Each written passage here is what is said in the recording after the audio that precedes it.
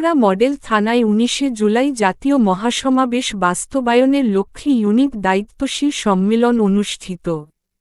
আজ ৬ই জুলাই, ২০২৫ রবিবার, স্থানীয় অডিটোরিয়ামে উত্তরা মডেল থানার উদ্যোগে ১৯শে জুলাই জাতীয় মহাসমাবেশ বাস্তবায়নের লক্ষ্যে ইউনিট দায়িত্বশীলদের নিয়ে সম্মেলন অনুষ্ঠিত হয়।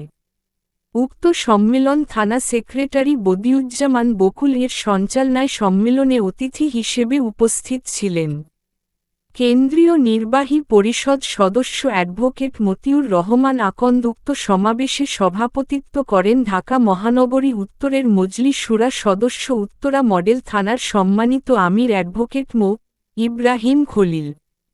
প্রধান অতিথি তার বক্তব্যে বলেন, দ্বিতীয় স্বাধীনতার পরবর্তী বাংলাদেশে ঐতিহাসিক জাতীয় সম্মেলন করা হবে, যার মাধ্যমে আগামী দিনে ইসলামী শক্তিকে রাষ্ট্রীয় পর্যায়ে নেওয়ার আগাম বার্তা।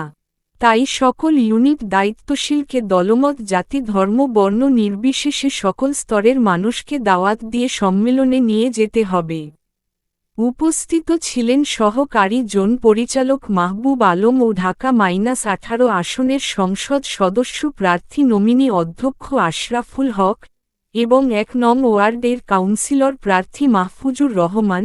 আরও উপস্থিত ছিলেন থানার শুরা ও কর্মের ভাইয়েরা। সম্মেলন শেষে ৫ নং সেক্টর থেকে শুরু করে উত্তরা আজমপুর গিয়ে মিছিলের সমাপ্তি হয়।